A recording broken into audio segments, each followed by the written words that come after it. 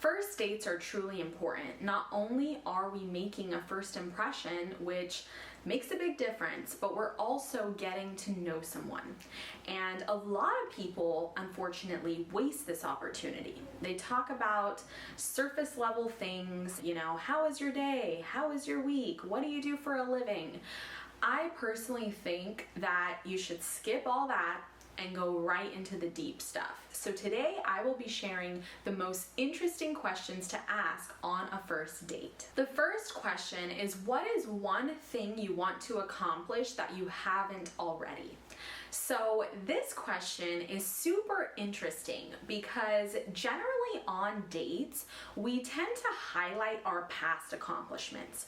I graduated with a 4.0, I got this killer career, I was able to get this award, but we don't talk much about where we're headed. And I think that's even more important than where we've been, right? Because if you're meeting this person and you end up with them, you are going to be sharing that future alongside them. So rather than ask them what they do for a living, where they went to school, all these things about what they've already done, try to gear your questions more towards the future. And especially when it comes to something like achievement, I think that this is very telling about a person's values.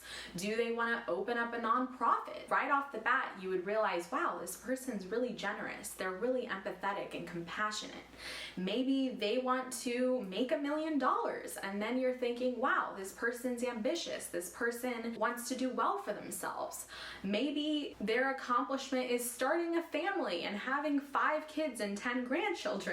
You are going to know that they value family. So asking someone what they want to accomplish in the near future is a great question because it allows them to kind of think about the future, think about their values, and really share their goals and their vision with you. The second question is, what is your favorite memory? This one is quite tough because generally we have a lot of different favorite memories, but I absolutely love this question because it shows what left a lasting impression on that person. Was it something simple, like a Thanksgiving dinner spent with family? Or was it something extravagant, like going to a 5-star hotel? Once again, this question is going to reveal someone's values. It's also going to reveal what they prioritize in their life. Because when we talk about our most important memory or our favorite memory, that is deeply ingrained in our subconscious, right? Our memories are so crucial to who we become, what we think about ourselves, how we view the world. All of these things are connected. And so when someone shares a favorite memory, not only is it just like nostalgic and fun and it's just like a lovely exercise, but it also gets all those like good vibes flowing, right? It's just delicious and yummy to talk about what was our favorite memory. Like everyone wants to talk about something that lit them up and created a lasting positive impression on them. The third question is, what is something that you want to learn? I absolutely love this question because I consider myself a lifelong learner. I love to read books. I love to listen to podcasts, watch videos, documentaries, like the whole nine. Like I am an education junkie. And this question is personally important to me because I could just definitely not resonate with someone who didn't crave knowledge, who didn't want to learn something, whether it be a skill or anything really. So this question is really nice once again because it talks about something they want to learn. So perhaps they don't know much about this topic, or maybe they already have a good amount of information about this topic, but they want to become a professional. They want to become, an expert. And it's nice to bring this up on a first date because someone is going to share their passions with you. And let's be real, we can always get someone talking when we ask them what excites them, what ignites the fuel inside them. So when you ask someone what they want to learn, it's a great question because it makes them feel really comfortable and open to share what they're excited about, what they want to read more about, learn more about. And also, it shows what other hobbies, activities, interests this person has outside of their job. Sometimes people focus too much on what do you do for work? What do you do for a living? Where did you go to school? And for some people, I know for my partner specifically, your job does not need to be your source of fulfillment, your source of purpose. Yes, it can bring you a certain level of joy, but there are a lot of people out there who have jobs to make money so that they are able to focus on what truly fuels them, what truly lights them up. You can even see this among billionaires. They have these huge, massive, super successful companies like Amazon and Tesla, but they have greater plans for themselves, which regard space, which regard, traveling out to Mars. So those are the things that they want to learn about. Yes, they might be involved on a day-to-day basis with a business or with a company, but that doesn't mean that they don't have other interests or other things that they're really passionate about.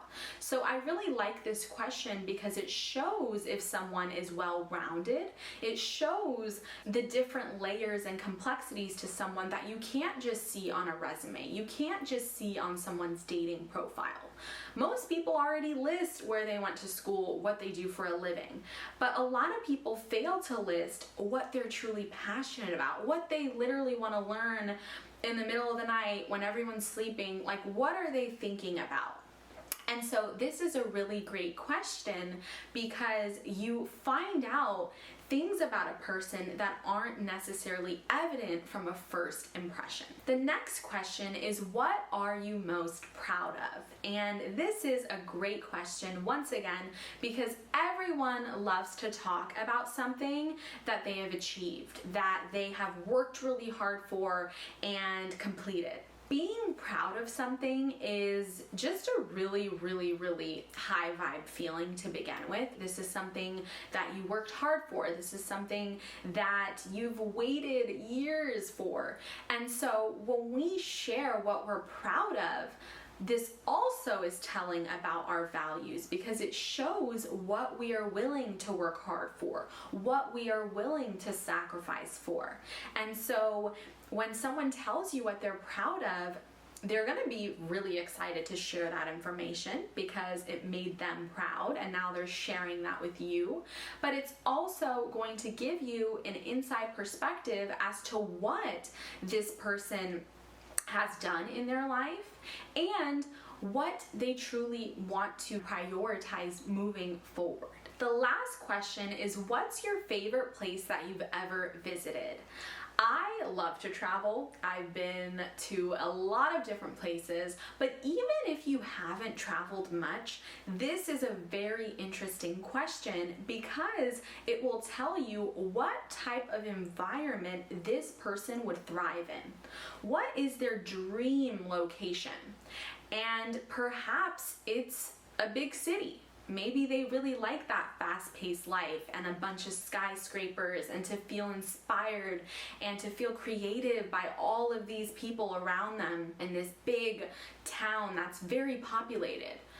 Perhaps they like the rural town. Perhaps they like farmland. And then you would know that they really value nature. They like stillness. They like quietness.